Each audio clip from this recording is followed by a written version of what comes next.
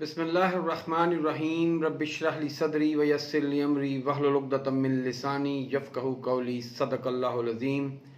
अज़ीज़ पाकिस्तानियों, आज के व्लॉग में हम बात करेंगे इमरान खान और नवाज शरीफ की जेल यात्रा में फ़र्क। PMLN और आले शरीफ की सियासत एक मुर्दा घोड़े से ज़्यादा कुछ नहीं। मगर सबसे पहले आज की अहम तरीन खबर, और वो है राना तनवीर हुसैन का चौंका देने वाला बयान। नवाज शरीफ के दस्ते रात और PMLN के देरीना लीडर बुजुर्ग रहनुमा राना तनवीर हुसैन ने आज एक बयान दाग दिया है, और दर हकीकत ये आले शरीफ और PMLN की सियासत की एतराफ़ शिकस्त है। राना तनवीर ने कहा है कि नवाज शरीफ चाहते हैं कि उनको सादा अक्सरियत दी जाए ताकि वो फैसले कर सकें। सवाल ये पैदा होता है कि मियां साहब अपने इत्तेहादियों से इतने खाइफ क्यों हैं, मगर इससे भी बड़ा सवाल ये है कि आखिर नवाज शरीफ एंड कंपनी किससे सादा अक्सरियत मांग रही है। अगर आप माजी के दरीचों में झांकें तो नाजरीन, आपको याद होगा कि 2013 के इंतखाबात में रात 11 बजे नवाज शरीफ ने अपनी मॉडल टाउन की रिहाइश गाह की बैल्कनी में खड़े होकर अपने साथियों और अपने पटवारियों के हजूम से खिताब किया, और उन्होंने उस वक्त भी कुछ ऐसा ही कहा। उन्होंने कहा, मुझे 2/3 अक्सरियत दो ताकि मैं फैसले कर सकूं।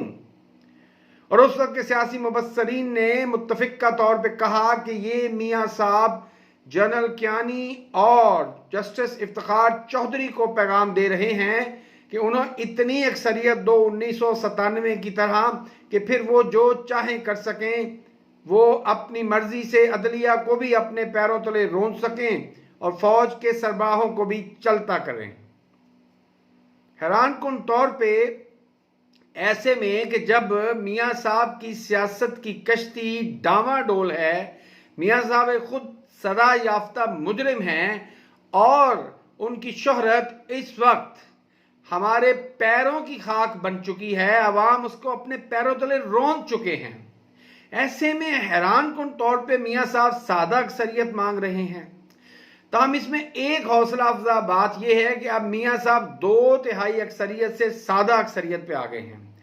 इसका वाज़ेह मतलब है कि मियां साहब को यह चीज क्लियर हो चुकी है कि सिंध, खैबर पख्तूनख्वा और बलोचिस्तान से तो उनको कुछ मिलने वाला नहीं। पंजाब में तमाम तर धांधली, रियासती दहशतगर्दी, इंतजामी मदद के बावजूद उनको ये चीज वाज़ेह है कि बड़े अवामी टर्नआउट की सूरत में उनको बहुत थोड़ी नशिस्तें मिलने की उम्मीद है।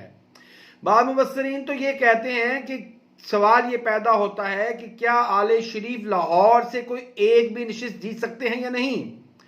अगर आले शरीफ के हेडक्वार्टर लाहौर में उनकी ये सूरत हाल है तो फिर आप सोच सकते हैं कि फैसलाबाद, सरगोदा, सियालकोट, जंग, पिंडी और जनूबी पंजाब में PMLN का क्या हशर नशर होने वाला है। इस खबर को मैं जोड़ता हूं एक दूसरी अहम खबर से, और वो है वो अहम तरीन सर्वेज जिन्होंने PMLN के पैरों से जमीन सिरका दी है। कल PMLN की अपनी वेबसाइट PMLN डिजिटल से एक सर्वे कराया गया, और जब उस सर्वे में 36,000 वोट कास्ट हुए, और 36,000 वोट कास्ट होने के बाद उन्हें पता चला कि 81% वोटर चाहते हैं कि इमरान खान अगले इंतखाबात में इक़्तिदार में आए, और PMLN को महज 14% की हिमायत हासिल है, तो सर्वे को डिलीट कर दिया गया। मगर ऐसे में 4 और अहम सर्वे सामने आ चुके हैं। सबसे पहले न्यू चैनल ने एक सर्वे कराया, और उस सर्वे के मुताबिक 84% अवाम इमरान खान को आइंदा का वजीर आजम देखना चाहते हैं, जबकि PMLN के हिस्से में महज 14% वोट आए। एक और सर्वे जो अब तक न्यूज चैनल ने कराया, उसके मुताबिक 86% लोग इमरान खान की हुकूमत को आता हुआ देख रहे हैं, जबकि महज 13% लोग नवाज शरीफ को अगला वजीर आजम देखते हैं। ऐसे में कामरान खान ने भी एक अहम सर्वे कराया। उनके सर्वे में 24% लोग PMLN को जबकि 73% लोग इमरान खान को अगली हुकूमत बनाने का अहल समझते हैं। सुनो न्यूज ने एक सवाल पूछा और वो बहुत दिलचस्प सवाल था। उन्होंने कहा कि अगर पाकिस्तान की किसी भी नशिस्त पर इमरान खान और नवाज शरीफ आमने सामने हों तो उनमें से किसकी जीत के इम्कानात हैं। हैरानकुन तौर पर 99% लोगों का ख्याल है कि नवाज शरीफ को शिकस्त होगी और सिर्फ इमरान खान ही कामयाब ठहरेंगे। इन सर्वेज ने यकीनन पीएमएलएन के लीडरों की रातों की नींदें हराम कर दी हैं। उनके पैरों तले से जमीन निकलती जा रही है। वो जान चुके हैं कि अवाम तो उनको मुस्तरद कर चुकी है। अब उनके पास सिर्फ चोर दरवाजे का रास्ता बचा है। इसीलिए नवाज शरीफ बार बार सादा अक्सरियत की दुहाइयां दे रहे हैं। और किससे दे रहे हैं? काश लोगों को वोट को इज्जत देने का झूठा लारा लगाने वाले आले शरीफ कौम को बता सकें कि वो तो अजल से बूट को इज्जत देते आए हैं। वो बूट ही की पैदावार थे। वो बूट ही के नीचे आगे पीछे लौटनियां पोटनियां लेते रहे और आने वाले दिनों में भी वो बूट में ही छुपना चाहते हैं। मगर मैं उम्मीद करता हूं कि बूट पहनने वाले ये याद रखेंगे कि बदबूदार लोगों के करीब रहने से उनसे भी बदबू आने लगेगी और अगर वो कोयलों की दलाली के लोगों के साथ उठे बैठेंगे तो उनके दामन पर भी कोयलों की सयाही के निशानात सब्त हो जाएंगे। आले शरीफ इस वक्त मुकम्मल तौर पर अवामी पजीराई से महरूम हो चुके हैं। पीएमएलएन की सियासत में जो एक अहम नाम है वो है पटवारीज। और ये पटवारी सिर्फ दो किस्म के लोग हैं। पहले वो लोग जिन्होंने हराम पैसा कमाने में और मुख्तलिफ हराम असासे बनाने में आले शरीफ की मावनत हासिल की है या उनके जरिए वो इक़्तिदार के ऐवानों में पहुंचे हैं और उन्होंने खूब माल इकट्ठा किया है।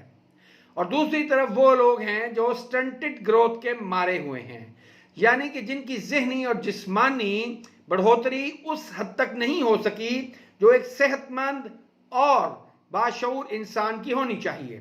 उनके दिमागी खुलिये मुकम्मल तौर पे काम नहीं करते। उनके जिस्म में और उनके जिस्म के अहम हिस्सों में कुछ ऐसी खामियां और कमजोरियां रह गई हैं जिसकी वजह से वो एहसासे कमतरी के मारे हुए जहनी मरीज हैं जो सिर्फ और सिर्फ आले शरीफ ही की हमायत करते हैं। हकीकत तो ये है कि अवाम के गालिब अक्सरियत, जी हाँ, मोर देन 80%, 80% से ज्यादा लोग आले शरीफ को मुकम्मल तौर पे मुस्तरद कर चुके हैं। हैरानकुन बात यह है कि सादा अक्सरियत मानने वाला नवाज शरीफ ये नहीं जानता, बल्कि वो जानता है कि वो तो सादा अकलियत भी नहीं रहा। अब तो सर्वेज ये आ रहे हैं कि जब भी आज़ादाना इंतखाबात होंगे तो पीएमएलएन दूसरे नंबर की पार्टी नहीं होगी, बल्कि वो तीसरे, चौथे या पांचवें नंबर की सियासी पार्टी होगी। तो इंशाल्लाह उम्मीद है कि अवाम 8 फरवरी को इतनी बड़ी तादाद में निकलेंगे कि वो धांधली और रियासती दहशतगर्दी का हर रास्ता रोक देंगे।